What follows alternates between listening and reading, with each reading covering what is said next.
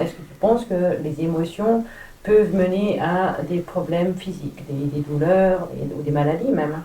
Ah bah carrément. Mais pour moi, enfin, je- pour moi, en fait, déjà, quasi 100% de nos problèmes sont émotionnels. Parce qu'en fait,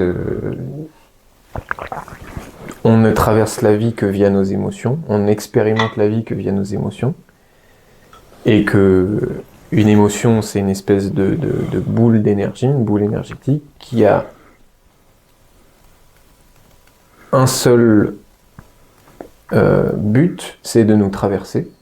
Donc ça naît à l'intérieur de nous, et le but c'est que ça nous traverse, qu'on ressente l'émotion concrètement, et qu'après ça sorte et que c'est fini. L'émotion n'est plus là parce qu'elle a achevé son trajet. Donc ça, quand on regarde un enfant si je regarde le fils de Théo, bah, quand il a une émotion parce que il a faim et que son inattentif de père ne lui a pas donné le biberon depuis 4 heures, et ben son fils va pas se poser 36 000 questions, est-ce que c'est la bonne émotion ou quoi, ou truc machin. Il va laisser l'émotion sortir, il va pleurer pendant 10, 15, 20 minutes s'il le faut, et après c'est fini. Une fois que l'émotion a été sortie, ou dans une cour d'école, quelqu'un... Enfin, on a tous déjà vu ça. Un enfant qui se fait mal, il tombe. S'il vit son émotionnel et qu'il n'y a pas un parent qui arrive dans les 5 secondes qui suivent pour lui dire « T'as mal où pourquoi tu pleures? Mais non, c'est pas si grave. » Il va juste pleurer 15 secondes. Et à la 16e, il est déjà en train de courir vers la balançoire avec un grand sourire. Donc ça, c'est un trajet normal des émotions, sauf que nous, on a tous appris à bloquer. C'est-à-dire quand l'émotion arrive, on coupe. On a plein de moyens pour ça. Réfléchir, se demander pourquoi est-ce que je vis telle émotion et se percher dans le mental. Les addictions. Je vais aller boire un coup, comme ça va me permettre de ne pas vivre mon émotionnel. Je vais aller prendre un paquet de bonbons. Je vais fuir dans le travail. Je vais faire l'amour. Enfin, on a plein de moyens de couper ces émotions. Et donc, n'importe quelle émotion qui ne nous a pas traversée, elle reste stockée dans le corps. Et si on fait ça pendant des mois, des années, des dizaines d'années, ben en fait, on a des tonnes de charges émotionnelles dans le corps. Et ça demande une énergie monstre que de maintenir ces charges émotionnelles à l'intérieur de nous. Lutter contre ces émotions, c'est un des trucs qui demande le plus d'énergie à un être humain. Plus que de ne pas dormir, plus que de mal manger, puisque ça, c'est un des pompeurs d'énergie numéro 1. Et les gens qu'on accompagne avec Théo, et puis nous les premiers, hein, nos problèmes, c'est des problèmes émotionnels. Même quand ça se manifeste par, je sais pas, des pensées négatives, même quand ça se manifeste par des addictions, même quand ça se manifeste par n'importe quelle une problématique relationnelle, à chaque fois, c'est lié à une émotion. C'est ça qui nous dérange, c'est l'émotion inconfortable qu'il pourrait y avoir en dessous, quoi. Et évidemment, comme tu l'as dit, ça peut aller jusqu'à la maladie, carrément, parce qu'à un moment donné, le corps, il peut plus. Quand il stocke les émotions, bah, il y a des dysfonctionnements qui se créent, qui en fait sont des parfaits fonctionnements. C'est juste, c'est logique, les émotions, c'est fait pour faire ça. Donc si ça fait que ça et si ça reste, bah, le corps, il réagit, quoi. Tu as dit une émotion, elle n'a pas besoin forcément d'avoir une explication. Dans les 2 exemples que tu as faits, il y avait clairement une explication. Le bébé à Théo, il a faim. Le petit garçon, il est tombé, il s'est fait mal. Mais du coup, il y a sûrement aussi la question comment est-ce que je vis mes émotions et comment. Surtout aussi dans mon quotidien. Donc, je sais pas, je suis au bureau et tout d'un coup, je suis fâchée et en fait, je sais pas pourquoi. Ou peut-être c'est parce que la graffeuse ne fonctionne pas. Mais on va être sincère, le problème en général n'est pas la graffeuse en question. Je peux pas la balancer à travers et démonter la photocopieuse. Bon bref, tu comprends, je peux pas vivre mon émotion et me décharger là sur place. Donc je vais automatiquement mettre le petit couvercle dessus, hop, on ravale, on prend sur soi parce que là, péter un câble, c'est pas le moment. Je peux pas non plus fondre en larmes, ou je peux théoriquement. Mais bon, ce sera vu comme pas professionnel.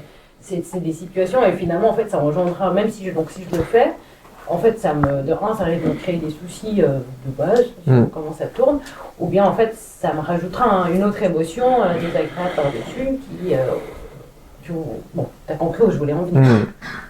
Mais pour moi, ça soulève deux choses, ta question. La première, c'est comment je fais pour vivre mes émotions. Et c'est une question d'adulte, en fait, ça. Ouais, c'est ce que j'allais dire. Oui, parce que tu la vis. Non, mais demande ça à un enfant de 3 ans. Il va même pas comprendre ta question. Ouais. Mais, quoi Comment T'as dit vivre mon émotion. Enfin, lui, il s'en fout. Son émotion, il la vit. Ouais, c'est ça. Parce que c'est une capacité naturelle d'un être humain que de vivre son émotionnel. C'est-à-dire que quand on arrive sur Terre, on est de base, c'est même pas une capacité, c'est comme ça, on vit des émotions et les émotions nous traversent. Et à un moment donné, ça se fait souvent progressivement, avec des traumas, avec de l'éducation, avec des phrases du genre « pourquoi tu pleures ?» c'est pas si grave, et du relativiser, etc. On se met à faire le tri. Donc l'image que je prends souvent, c'est il y a une émotion qui arrive, on a un petit vigile à l'entrée ici, et à chaque fois que c'est une émotion qui n'est pas justifiée, il dit « Oh non, ça passe pas », hop, donc on refoule. Ça c'est une émotion positive, bon allez c'est bon, allez je peux rigoler. Ça c'est une émotion, ah non ça c'est tristesse c'est pas bien parce qu'il faut être heureux dans la vie. Ah ok, bon je refoule ici. Et donc on a ce petit vigile qui en automatique fait le tri. Bonne émotion, mauvaise émotion, bonne émotion, mauvaise émotion. Et on enfouit tout, mais en fait, et souvent c'est une question qu'on a avec Théo, c'est comment je fais pour vivre mes émotions? La vraie question c'est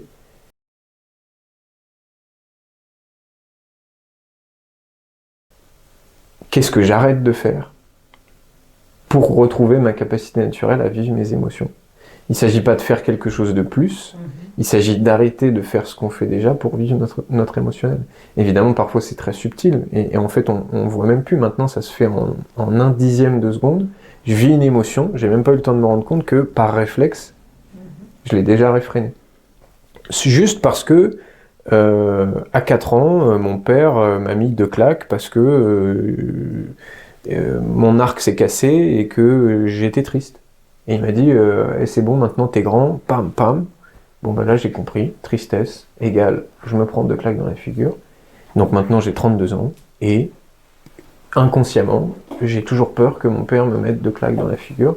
Évidemment j'en ai pas du tout conscience, mais mon système a enregistré que la tristesse, j'y ai pas droit. Donc la question, c'est comment je fais pour vivre mes émotions, puisque c'est une capacité naturelle, c'est qu'est-ce que j'arrête de faire pour ne pas les vivre, et c'est revenir au corps. Mais est-ce qu'on confond peut-être vivre une émotion et l'exprimer? Est-ce que je dois obligatoirement pleurer pour être triste? Est-ce que je dois obligatoirement crier ou taper pour être en colère? Est-ce que je dois obligatoirement sourire pour être heureux? Donc, est-ce que c'est peut-être ça aussi qui crée ce... Théo, tu veux... Mais le truc avec ça, c'est qu'il n'y a pas besoin de comprendre pour pouvoir vivre. C'est-à-dire, mon enfant, quand il se met à pleurer, il comprend pas forcément pourquoi il a une émotion, il n'a pas besoin de comprendre pour la vivre. Donc déjà, moi, je trouve que déjà partir de ce premier axe-là, ça soulage beaucoup. Parce que des fois, bien sûr, on peut comprendre tout un tas de choses, mais le ressenti qu'on a, il est des fois irrationnel.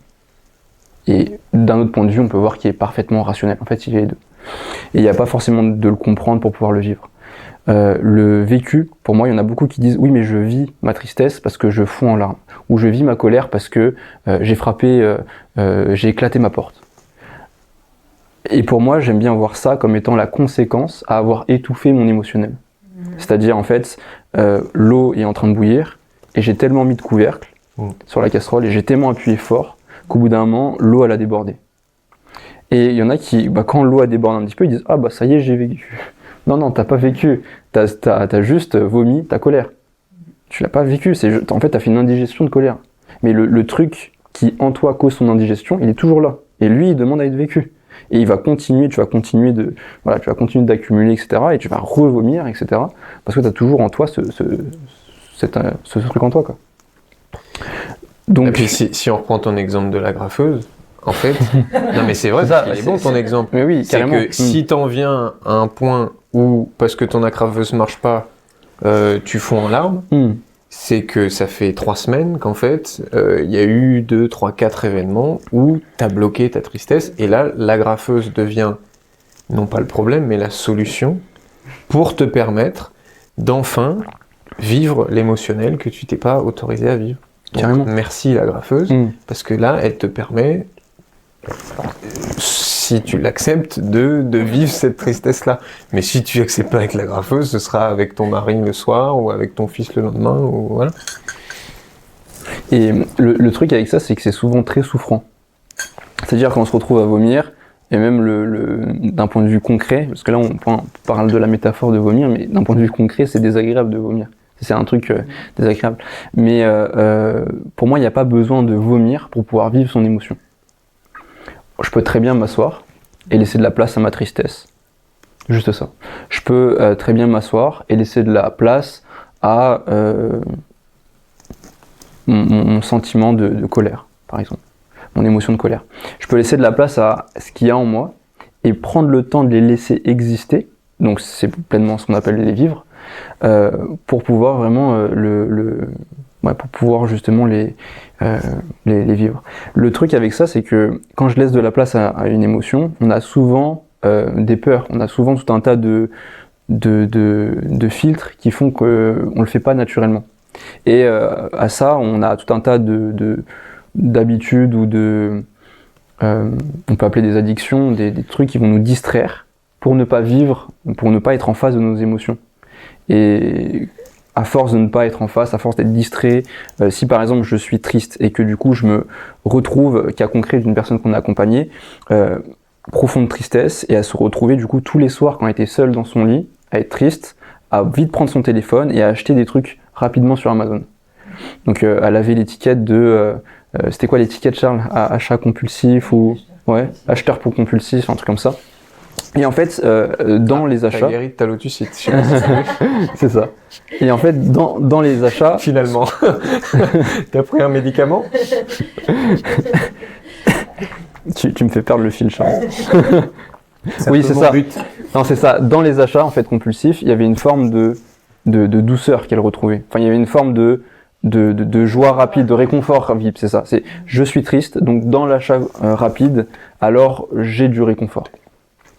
Et justement, dans ce réconfort qu'elle s'apportait, c'était une forme d'évitement de tristesse. C'était une forme de tiens, je fais ça pour ne pas vivre ce que je ressens.